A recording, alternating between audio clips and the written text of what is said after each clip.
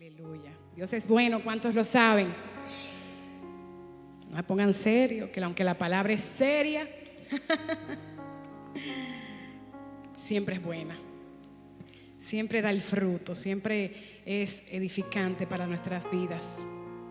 Y hace unos días yo estaba leyendo en mi casa una porción de la palabra en mi meditación de la mañana, y ahí yo tengo que usar lentes ya, mis hermanos, la edad no me está ayudando. Pero les contaba que en un momento de meditación por la mañana con el Señor, estaba leyendo unas historias bíblicas que están en Crónicas, en Primera de Reyes. Ustedes saben que hay algunas que se repiten. Y el Señor me permitía ver un trasfondo más allá de lo que acontecía históricamente en ese lugar, en Israel, ¿verdad? Y me dejaba ver cómo hay algo que nosotros como cristianos tenemos que tener muy en cuenta. Y este es el título que yo le di a esta prédica. Es una pregunta. Dice: ¿fe genuina o de segunda mano? Vamos a ver cómo así, cómo es esto. Y para ser un poco justos, ¿verdad? Yo traje dos definiciones de lo que es la palabra fe, porque en nuestro manual de instrucción el Señor nos dice con claridad y precisión lo que es la fe. Pero si buscamos en el diccionario o lo googleamos, como quiera que ustedes lo hagan, dice que la fe proviene del latín fides, que significa lealtad, fidelidad y confianza. El domingo pasado, en la prédica de nuestro hermano Wander, él explicaba muy bien que nosotros podemos tener fe en cualquier cosa. Yo puedo tener fe en mi conocimiento, en mi sabiduría. Yo puedo tener fe en mi trabajo porque me da cierta seguridad. Yo puedo tener fe en una cuenta de banco. Pero aquí no vamos a hablar de fe de cosas. Vamos a hablar de nuestra fe en Dios. Amén. Y para saber lo que es la fe en Dios, vamos a leer entonces nuestra definición que nos da nuestro manual de instrucciones en Hebreos 11:1, que yo creo que aquí todos no la sabemos de memoria. Y si la leemos todos juntos, dice a la 1, a la 2 y a las 3: es pues la fe, la certeza de lo que se espera, la convicción de lo que no se ve. Es decir, es algo que yo tengo por seguro que va a suceder en mi vida, o que está sucediendo, o que ya yo tengo, aunque mis ojos naturales no lo estén mirando. Yo les voy a poner un ejemplo en lo físico y en lo natural. Ahora mismo todos aquí estamos respirando. Usted está inhalando oxígeno y exhalando, pero usted no se está dando cuenta de esa acción, ¿verdad? Pero usted está seguro de que está respirando porque usted está vivo y está aquí, ¿verdad que sí? Pues más o menos así es la fe. Solamente que yo le estoy poniendo un ejemplo físico para que podamos tener una idea más clara, pero eso lo vamos a trasladar a lo espiritual. Amén. Y es la certeza de lo que estamos esperando, de lo que hemos creído, que nuestra palabra nos dice, aunque nosotros no hemos visto todavía esas promesas cumplidas, pero yo digo sí, yo recibo esas promesas de Dios a mi vida. Amén. Entonces, dice: la fe es genuina o de segunda mano. Esa es la pregunta que nos vamos a hacer hoy todos aquí. Y no es para que me la contesten, sino para que cuando nos vayamos a nuestra casa hagamos una meditación de a ver en cuál lado de estas dos está nuestra fe. Algo de segunda mano es algo que todos conocemos aquí, algo que no es nuevo, algo que una persona o una cosa que ya otra persona usó, que tú la puedes comprar, la puedes adquirir, te la pueden regalar, pero sabemos, o te la pueden prestar, pero sabemos que ya está un poco desgastada, ¿verdad? No es lo mismo cuando tú te compras un vestido nuevo y tú te lo estrenas, puede durar, te vamos a poner un año usándolo. Cuando tú compras un vestido de segunda mano, ya tiene cierto desgaste y va a durar un tiempo. Puede durarte un tiempo funcionándote, pero va a ser menos tiempo que el que lo adquirió nuevo o de primera mano, ¿verdad? Sabemos que Dios es un Dios de generaciones, porque hay una diferencia. O sea, yo puedo transmitir mi fe. Yo puedo enseñarle, por ejemplo, a mis hijas el legado de fe, instruyéndole en la palabra. Y eso lo vemos en 2 de Timoteo 1, 5, 6. Eso es bíblico, que lo leemos aquí en la Nueva Traducción Viviente.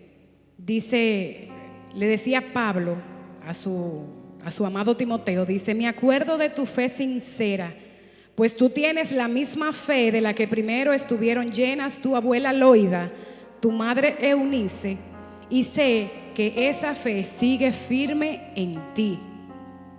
O sea, Dios es un Dios de generaciones, esa es su promesa. Dice que las bendiciones irán de generación a generación. Eso es real, o sea, eso no lo vamos a poner en tela de juicio ni en duda. Lo que estamos hablando es una fe de segunda mano, es una fe cuando yo tengo que tener un intermediario para mi relación con el Señor. Cuando yo le digo a mi hermano, mira, yo estoy pasando por una prueba, yo quiero que tú ores por mí, Argeli, mira, yo necesito oración tuya. Pero yo pongo a Argeli a orar, pero yo no oro. Es cuando, por ejemplo, en mi familia, mi esposo es cristiano, yo no soy cristiana, yo vivo una vida desenfrenada, hago lo que yo quiera, pero mi esposo mantiene esa cobertura sobre mi familia y sobre ese cuidado del Señor por misericordia a su hijo. Yo estoy viviendo una fe de segunda mano, porque la cobertura viene por mi esposo, no por mí. Ustedes han escuchado muchos testimonios de ladrones, de personas que dicen: yo estuve a punto de morir y el Señor, por intercesión, mi mamá estaba orando en ese momento y la bala cruzó y no me dio. O sea, yo he escuchado testimonios de gente decir que su vida ha sido salva porque una intercesión de una mamá, de una persona, obró a favor de un delincuente. De un delincuente, yo he escuchado testimonios de delincuentes decirlo. Entonces nosotros vemos que la fe realmente tiene tanto poder que crea una cobertura aún a aquellos que no tienen una fe genuina. O sea, nosotros podemos apoyar y está bien, nosotros podemos orar los unos por los otros, eso está bien. O sea, nosotros podemos edificarnos unos con otros, nosotros podemos ayudar y apoyarnos unos con otros. Lo que nosotros no podemos es vivir una fe prestada, una fe que sea el otro el que esté teniendo la relación con el Señor. ¿Por qué? Porque y figúrese usted que yo estoy aquí, vamos a poner a Raúl aquí. Raúl es el intercesor de mi casa y aquí está el Señor atrás. Yo hago lo que quiero con mi vida. Quizá no soy tan mala, pero tampoco soy tan buena. Entonces yo le digo: mira, Raúl, las niñas se están portando mal, tenemos esta situación. Y Raúl va delante del Señor: Señor, mira, te presento mi familia, te presento mi situación, yo te presento todo lo que está ocurriendo. Señor, ten misericordia. Y el Señor la tiene. Y el Señor nos cubre y nos guarda. Pero cuando yo vengo delante de Dios, adivinen qué va a pasar. Él no me va a conocer.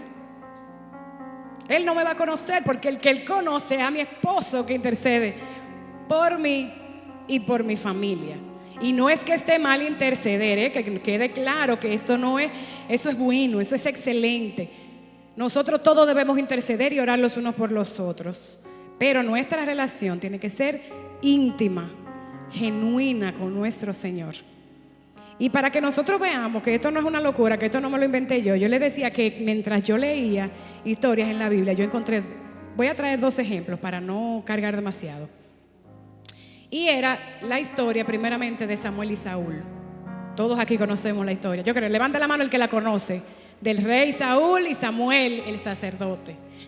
Dice, ¿verdad?, que el pueblo de Israel, bueno, cabezón, como lo dice la palabra, de dura cerviz, como dice la palabra, le pidió un rey al Señor, porque él quería ser como los demás pueblos, cuando el mismo Dios era quien gobernaba su pueblo. Pero bien, el Señor dice: ok, ustedes quieren rey, yo les voy a dar un rey. Y escogen a Saúl. Saúl el Señor, se pierden unos asnos de su papá, Él los envía a buscar esos asnos. Allá se encuentra con una compañía de profetas. Dice que el espíritu estaba sobre Saúl, empezó a profetizar. Luego Samuel se encuentra con él, lo unge como rey. Dice que no había otro más hermoso que él, que de la cabeza para arriba no había nadie quien lo alcanzara, porque era tan alto, tan hermoso. Un rey como el pueblo quería, fuerte.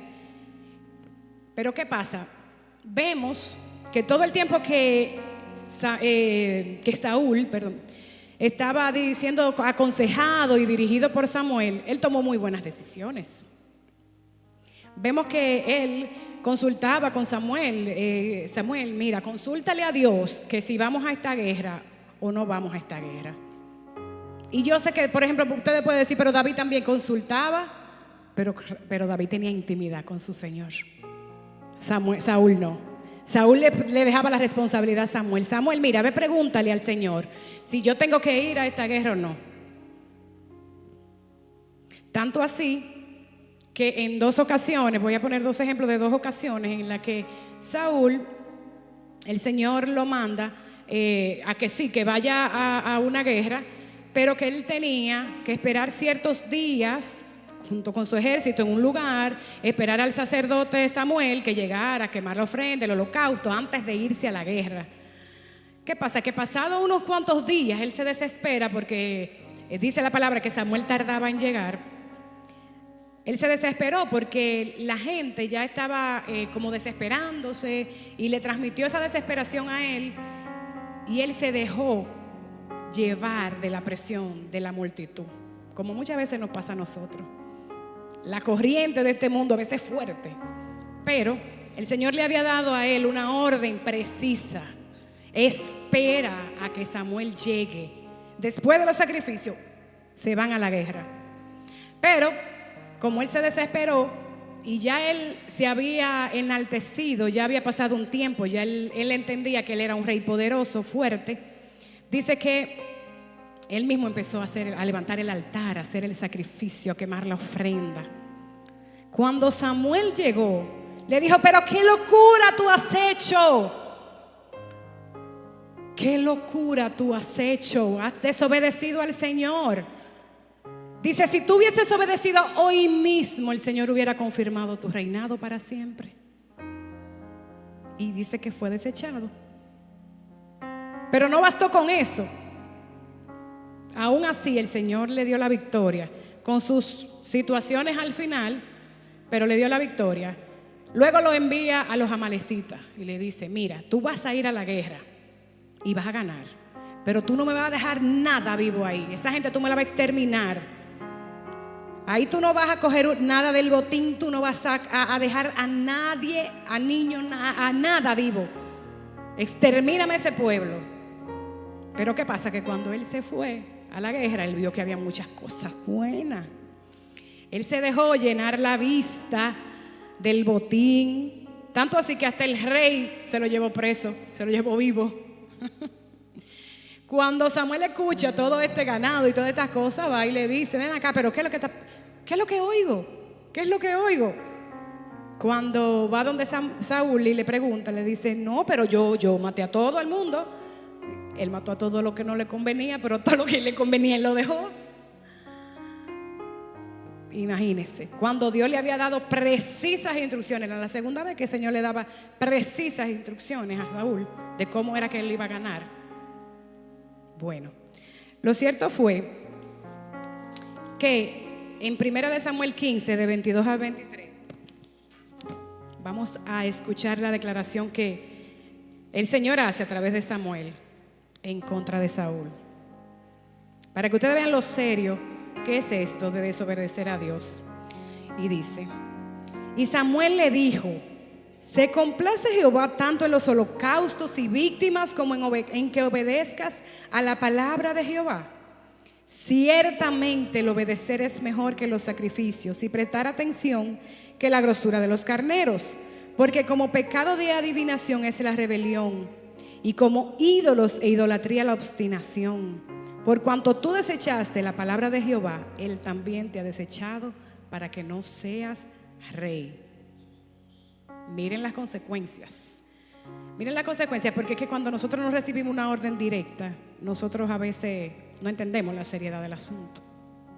Quizás si hubiera sido él que hubiera recibido la información directa de Jehová, otra actitud hubiera tomado, pero que nosotros no podemos vivir con las vivencias o las experiencias de otros. Y ya después de ahí vemos la decadencia de Saúl. Entonces dice que ya ahí mismo el Señor le dio la orden a Samuel: déjalo, apártate de él. Incluso Samuel lo amaba tanto que dice que lloraba por él, y el Señor le decía: ¿hasta cuándo vas a estar llorando a Saúl si ya yo te dije a ti que lo deseché?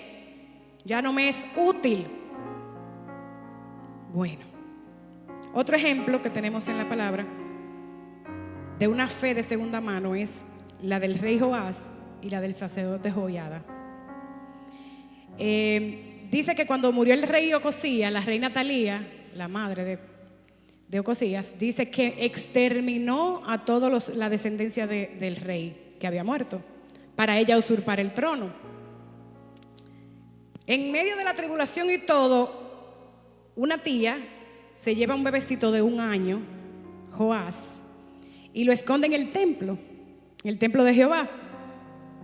Dice que ella reinó por 7 años, pero a los 7 años el rey Joiada planifica un golpe de estado, vamos a decirlo así, a la reina Talía, porque ya ustedes se imaginarán una mujer capaz de exterminar su descendencia. Ella era la abuela de todos esos muchachos, de alguna forma, porque entonces ella era una reina malvada, lo dice la palabra.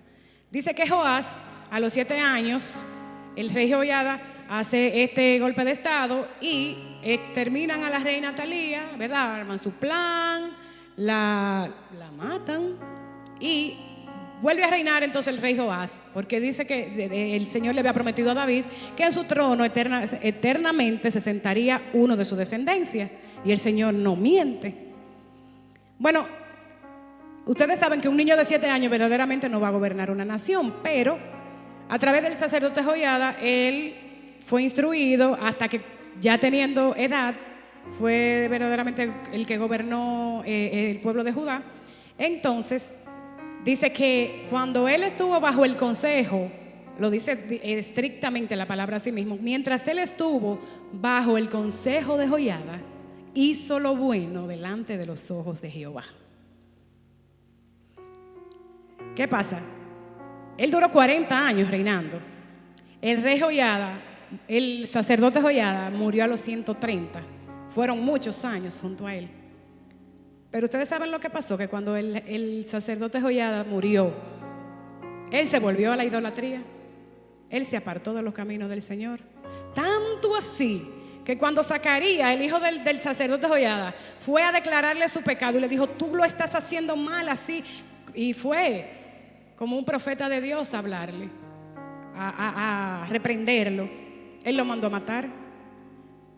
Después que dice la palabra que él eliminó los cultos a Baales, después que él dice que con el dinero recaudado del templo, de las ofrendas y todas las cosas, él restauró el templo y dice que había hecho lo bueno delante de Dios mientras tuvo el consejo de Joiada. Y aún así, cuando él muere, es capaz hasta de matar a su propio hijo. Entonces miren lo peligroso de una fe de segunda mano. Así que si usted analiza en este momento en qué lugar está su fe, usted tiene una fe genuina, usted tiene una fe de segunda mano, analice bien este punto. ¿Dónde usted la va a obtener ahora? Si a través de una persona o a través del mismo Dios, porque ya Jesús abrió el camino y el acceso. Porque si estuviera cerrado, tuviéramos que hacerlo así, pero ya no es así. Gloria a Dios. Entonces, ahora sí vamos a hablar de lo que es una fe genuina. Ya hablamos de lo que es una fe de segunda mano, ¿verdad? Y después vamos a ver una imagen que tenemos. Ahora no, Samuel, pero después vamos a ver una imagen que tenemos aquí, haciendo esta comparación. Pero una fe genuina, ¿verdad? es la que dice Hebreos 11:1 que leímos ahorita. Es pues la certeza de lo que se espera y la convicción de lo que no se ve. Y tiene que ser constante y permanente. Constante y permanente es algo que se repite con frecuencia o permanentemente. Es algo que dura para siempre, que se mantiene estable sin cambiar de lugar, estado o situación. Se refiere a cosas constantes, inalterables e ininterrumpidas. Aleluya. Dice, lo primero que debemos saber es que la fe no es algo que nosotros producimos, sino que es algo que viene de Dios. Y que nosotros tenemos que ejercitar esa fe cada día para no vivir con la fe de otra persona, porque ya vimos los peligros que existen de tener una fe que no es genuina. Vamos a leer Efesios 2 del 8 al 10. Y vamos a comenzar con 5 puntos que yo pude extraer de la palabra para poder tener nosotros una verdadera fe, una fe genuina, una fe constante. Efesios 2 del 8 al 10 dice: porque por gracias sois salvo por medio de la fe, y esto no de vosotros, pues es don de Dios, no por obras para que nadie se gloríe, porque somos hechura suya, creados en Cristo Jesús para buenas obras, las cuales Dios preparó de antemano para que anduviésemos en ellas. Punto número 1. La fe es un don de Dios.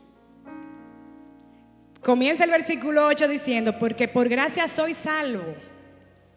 Ese es otro. Nosotros recibimos esta salvación tan grande, como decía Pablo, por gracia. La gracia que es un regalo inmerecido. Ninguno de aquí merecemos ser salvo. Aquí todos estamos destituidos de la gloria de Dios. Pero hemos recibido un regalo por la gracia de Dios, por medio de la fe. Pero esta fe no es de nosotros, sino que es don de Dios. Él es el que ha puesto esa semilla en nosotros. O sea, yo no sé ni cómo explicárselo a ustedes, porque es que a mí me sorprenden tanto y me enamoran tanto las cosas del Señor. Es que usted nada más tiene que tomar la decisión de creerle. Oye, es que el Señor se lo puso fácil. No lo puso fácil a nosotros. O sea, Él se sacrificó y dice que por gracia tenemos salvación por medio de una fe que Él la deposita en nosotros. Él la deposita en nosotros. No por obras para que nadie se gloríe, porque si yo tuviera mucho dinero, yo puedo hacer más obras que Heli, que tiene menos. O si yo tengo más tiempo que ay Dios mío, bueno, que Cindy, sí. Más tiempo que Cindy, yo puedo dedicarme a hacer más buenas obras que Cindy. Y así fuera, yo pudiera ser más salva que cualquiera de ellos dos. Pero no, dice que no es por obra para que nadie se gloríe, sino que somos una hechura de Dios. El Señor nos diseñó como un vasito. Él nos cogió, nos dio forma y nos hizo a su forma. Eso somos cuando somos criaturas de Dios. Pero dice, creados en Cristo Jesús para buenas obras. Ese vasito que Dios hizo, este cascarón que Dios hizo, por medio de la fe y del sacrificio de Jesús, Él implanta la fe en nosotros y nos hace hacer buenas obras. No porque nosotros nos vamos a salvar por obras, sino porque ya Él las preparó de antemano para que nosotros anduviésemos en ellas. Ustedes están viendo que el trabajo todo lo está haciendo Dios. Esto es un misterio, hermano. Y a veces encontramos que este camino es tan difícil. Pero yo me quedé sorprendida. Yo dije, pero la verdad que, ¿y de qué nos quejamos? ¿De qué nos quejamos si todo lo hace Él? Punto número 2, que está en Romanos 10, 17. Dice que viene por el oír la palabra de Dios. Dice así, Romanos 10, 17. Así que la fe es por el oír y el oír por la palabra de Dios. Aquí todo el que está aquí y cree en Dios es porque alguien le habló por la palabra. Usted no puede creer lo que no ha escuchado. Pero nosotros no nos podemos quedar en el simple hecho de creer en el Señor, porque seríamos muy bebecitos. Nosotros tenemos que estudiar su palabra. Nosotros tenemos que atesorarla, vivirla. Entonces nosotros tenemos que, para poder escuchar la palabra de Dios, tenemos que a diario. Es bueno venir el domingo aquí. Y es importante porque es un mandato de Dios congregarnos como hermanos aquí en la iglesia. Pero nuestro compromiso no es tan sencillo como venir el domingo a la iglesia. Es que nosotros tenemos que diariamente tener comunión con Dios a través de su palabra y de la oración. Así que ustedes pueden ver que hay un cristiano que madura y otro que no madura. ¿Por qué? Porque hay uno que se acerca a diario a Dios y otro que no se acerca a diario. Eso usted lo puede comparar hasta con una relación de pareja. Hay parejas que solo se comunican: mira, hay que pagar la casa, hay que pagar el colegio, mira, el niño está enfermo, hay que llevarlo al médico. Y ese es el tipo de comunicación que tienen, y es una comunicación pero lejana. Pero hay parejas que se sientan a desayunar y juntas conversan y le dicen: mi amor, mira, tuve este sueño, mira, me pasó esto, ay, no dormí anoche, ay, me duele la cabeza, pues tómate un caimantico.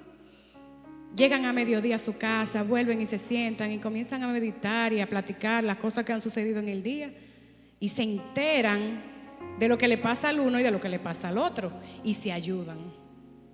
Así mismo es esa persona que tiene una relación íntima con el Señor. Si usted va a diario a la presencia de Dios, mire, usted va a ser transformado. Usted va a ser madurado. Aquí no hay nadie que me pueda decir que ha vuelto atrás leyendo y orando diariamente. Entonces, a veces, por eso es que a veces nos enfriamos, nos apartamos o nos desviamos, porque no estamos en esa estrecha comunicación con el Señor. Así como los esposos, si usted se enfría la relación, mire, se va creando una distancia. ¿Qué pasa? Llega un momento en que usted se divorcia y ya ni nada le parece alejarse de esa persona que usted amó en un principio. Eso es peligroso, la distancia. Una relación cercana con el Señor necesita oración y estudio de su palabra. Ese es como el inhalar y el exhalar de la respiración de nosotros. Esa es la vida del espíritu. Ese es el oxígeno para alimentar nuestro espíritu. Oración y estudio de la palabra. Y yo sé que hay días que son complicados. Y hay días que usted dice: ay, pero no voy a poder. Mire, usted no lea la palabra hoy, pero usted vaya meditando de camino. Cuando usted vaya a su trabajo: Señor, mira, yo no tuve tiempo hoy, me levanté tarde, me pasó esto y lo otro. Padre, te amo, Señor. Presento este día, Padre. Instrúyeme. Ven, trae a la luz, Espíritu Santo, tu palabra y alumbra mi vida. No todo tiene que ser cuadrado. No todos los días tienen que ser iguales. No todos los días usted tiene que apartar 2 horas o 1 hora para el Señor. Es bueno que usted lo pueda hacer, pero el día que usted no pueda, no se olvide del Señor. Dele cabida, aunque sea en su día, en su mente, en su corazón. Ponga en manos del Señor todas las cosas y usted verá la diferencia. Así que dice que viene por el oír, y el oír por la palabra de Dios. Punto número 2. Punto número 3, que lo encontramos en Hebreos 11:6. Dice que sin fe no agradamos a Dios. ¿Podemos venir los domingos y agradar a Dios? Depende. Miren las condiciones. Dice: pero sin fe es imposible agradar a Dios, porque es necesario que el que se acerca a Dios crea que le hay y que es galardonador de los que le buscan.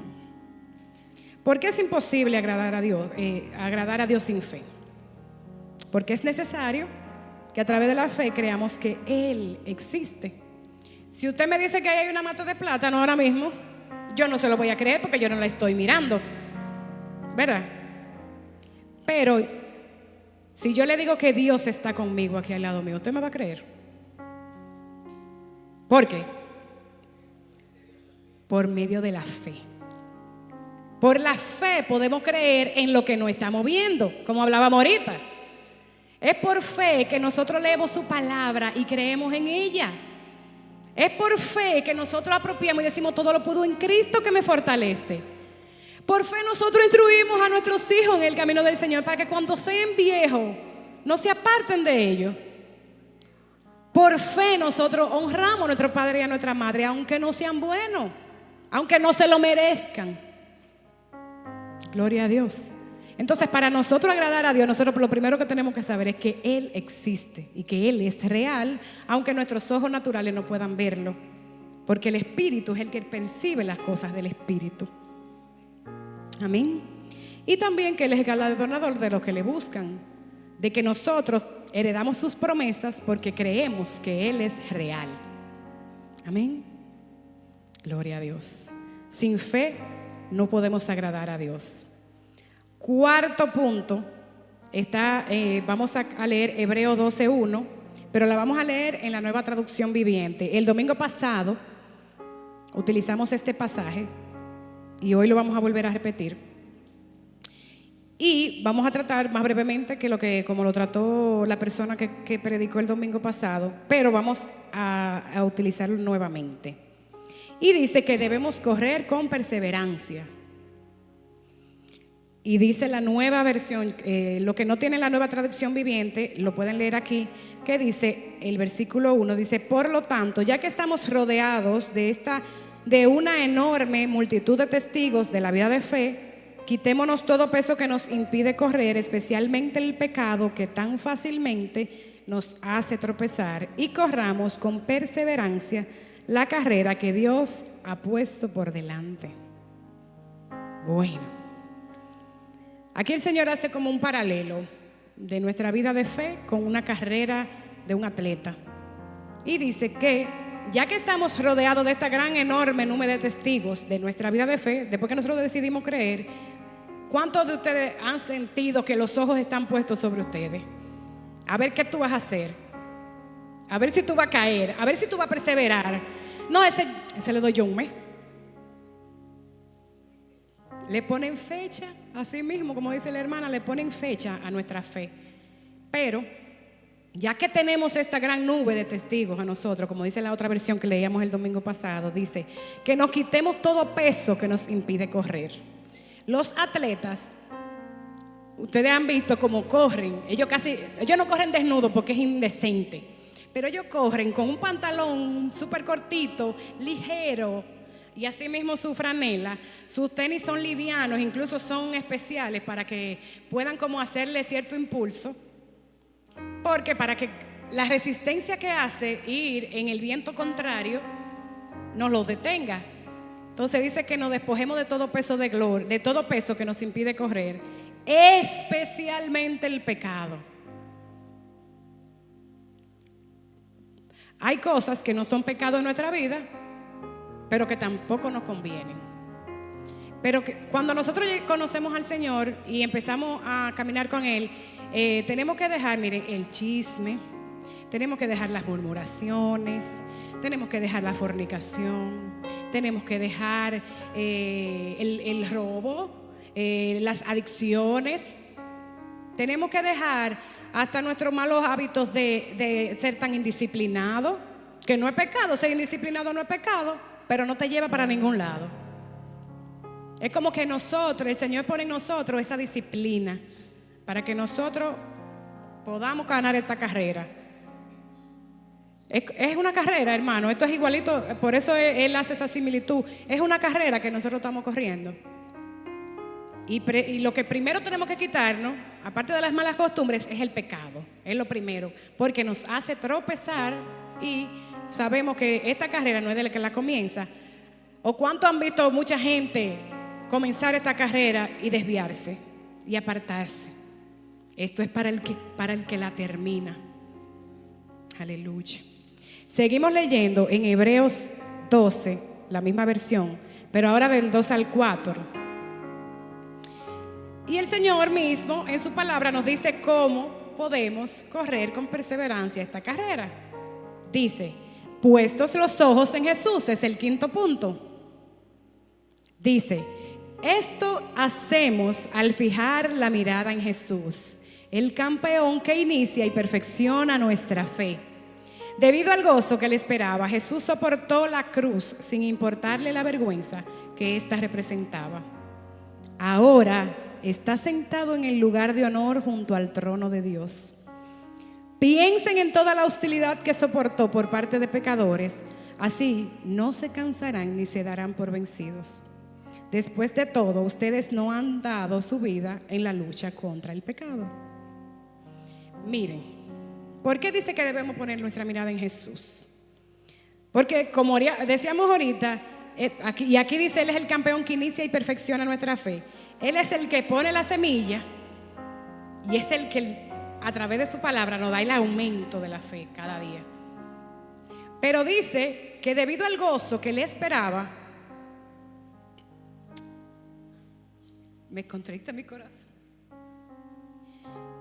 Yo me imagino a Jesús cuando empezaron a acusarlo falsamente, cuando lo condenaron a muerte, cuando decidieron, su propio pueblo prefirió liberar a un ladrón, a un asesino y crucificarlo a él en esa cruz.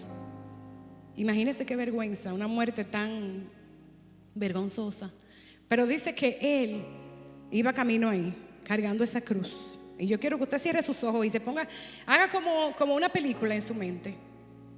Imagine a Jesús caminando a la cruz del Calvario, con esa cruz a cuesta, pesada, con gente dándole latigazos, con su propio pueblo gritándole que él era un mentiroso, que él no era el Cristo, acusándolo falsamente. Cuando llega a aquel lugar y lo traspasan con clavos por sus manos y sus pies. Cuando lo coronan con una corona de espinas en su cabeza. Cuando él está sediento y en vez de darle agua le dan vinagre en sus labios.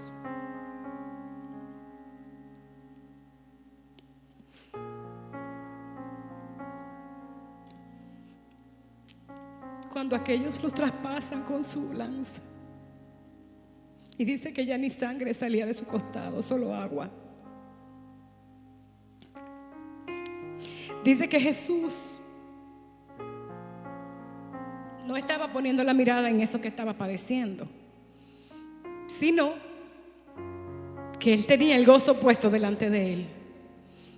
Él quitó, así como nosotros hicimos esta película en nuestra mente, la película de Jesús era, mira, estos van a tener libertad y van a tener libre acceso a la presencia de Dios. Eso era lo que él pensaba. Dice que con el gozo puesto delante de él padeció la cruz. Y que no le importaba la vergüenza que estaba padeciendo en ese momento. Dice, piensen en toda hostilidad que soportó por parte de pecadores. Imagínense, lo que lo estaban condenando a él eran pecadores.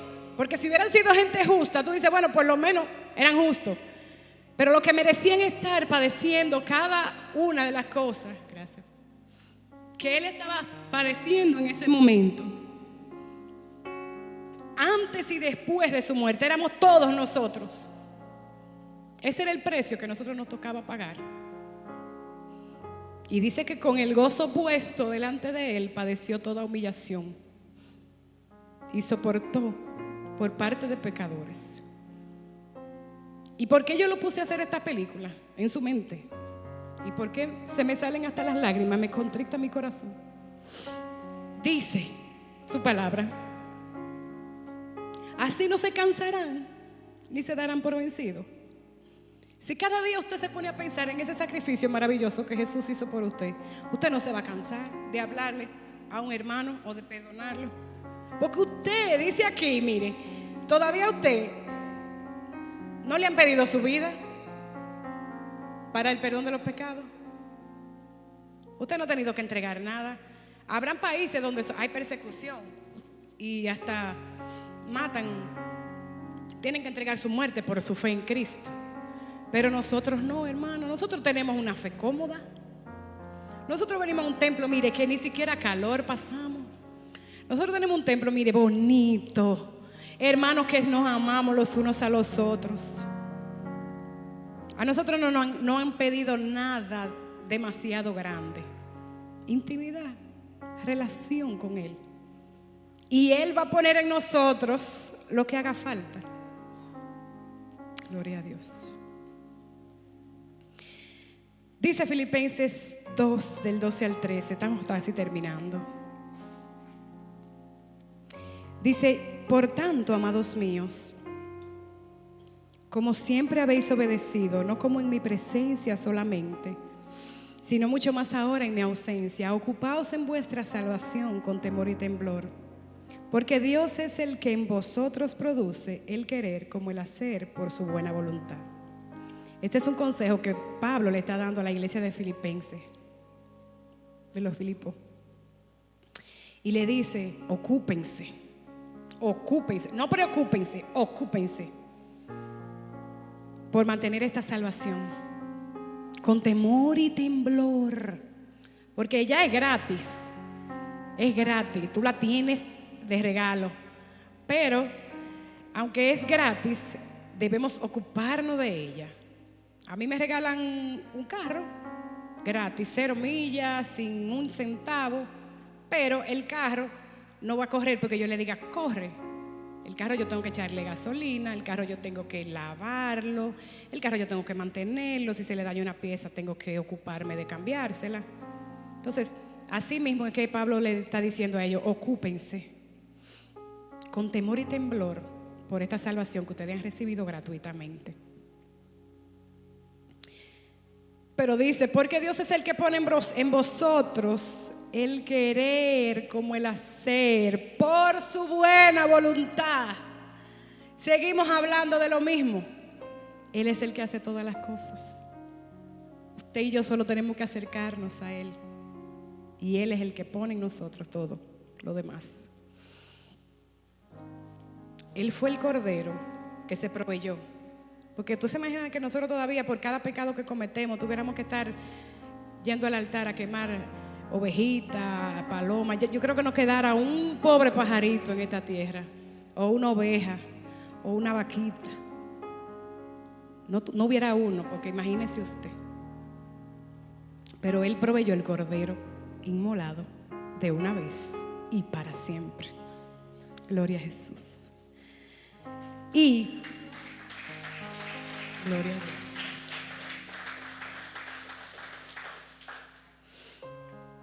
Y ya por último vamos a leer a Romanos 3 del 21 al 31. Ustedes saben que el Señor exige justicia, porque Él es un Dios justo. Y la justicia era que tú y yo pagáramos por nuestro pecado, ya sea por medio de las ofrendas, en el tiempo de la ley.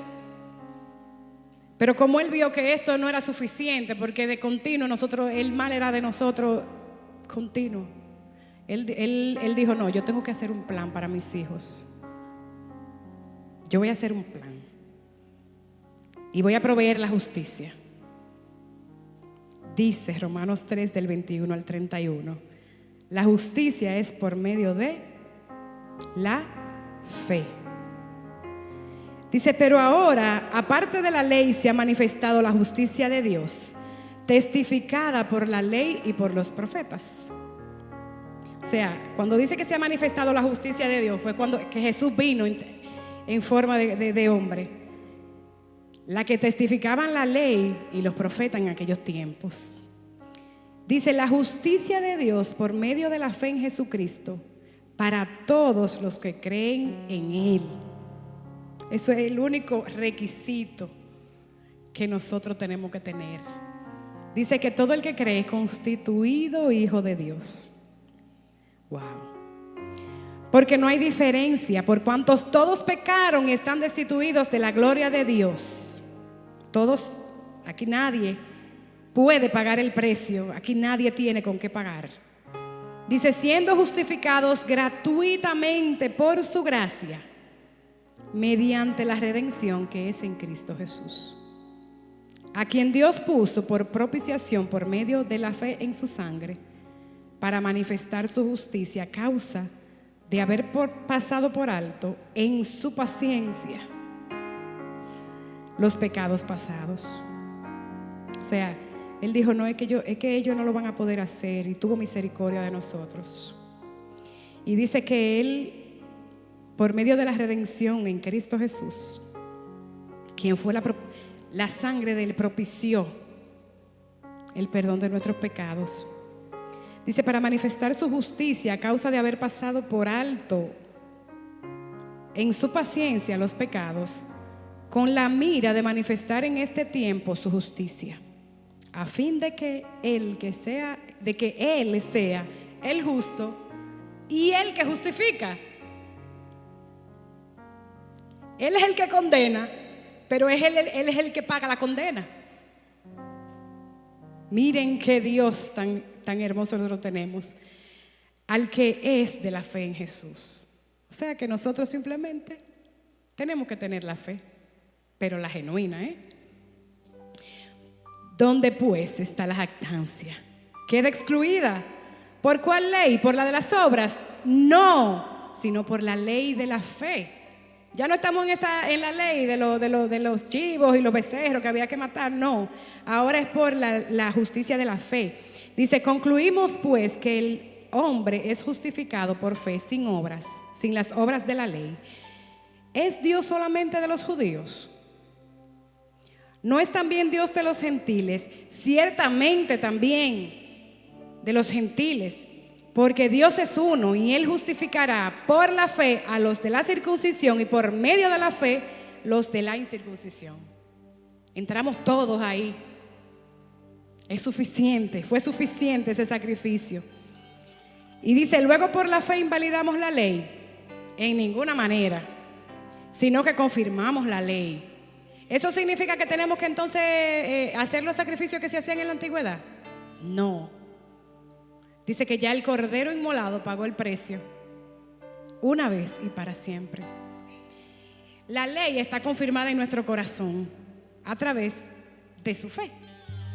¿Por qué? Porque ahora nosotros creemos que Él murió, que Él resucitó, que Él vendrá, que la fe Él la deposita en nosotros, que Él, cuando nos acercamos a Él, pone en nosotros todo lo que necesitamos, nos capacita. Aleluya. Y ya esa ley se confirma. Y cuando le preguntaron a Jesús que qué tenían que hacer para ser salvos, Él le dijo dos cosas. ¿Cuáles dos? Sobre todas las cosas. Y el segundo era muy parecido. Ama a tu prójimo como a ti mismo. O sea, el Señor nos puso las cosas simples y sencillas para que la pudiéramos entender y para que la pudiéramos vivir. Él es el que lo hace todo, mis hermanos. Él lo hace todo. Lo único que el Señor quiere de ti es una relación verdadera para nosotros poder aumentar esa fe que nosotros recibimos también de Él. Aleluya. Ustedes se dan cuenta que a veces uno se queja tanto. Uno se queja tanto y dice, ay Dios mío, pero es que esto es difícil, es que este camino es tan difícil, esto es de valiente. Si usted se acerca al Señor, cada día Él le va a dar la salida a lo que usted necesita, la respuesta que usted necesita. Lo que debemos es aprender a confiar en Él, en que Él pagó el precio, en que ya Él hizo el sacrificio, en que ya Él proveyó y que nosotros somos vencedores porque Él venció. Amén. Aleluya. Vamos a ponernos sobre nuestros pies y vamos a darle gracias al Señor por esta palabra. Porque yo no sé ustedes, pero yo me siento como más descargada de mi carga después que yo entendí esto. Porque a veces uno cree que es uno que está haciendo las cosas. A veces uno cree que somos nosotros los que con nuestra fuerza cargamos los problemas, que cargamos las situaciones y las dificultades que se nos presentan en nuestra vida. Pero no, es el que la lleva. Si fuera por nosotros, miren, nosotros estuviéramos ya en la lona, como los boxeadores, en la lona, si fuera por nuestra fuerza. Pero como es por su Santo Espíritu, nosotros aún podemos tener gozo en medio de la tormenta. Aleluya.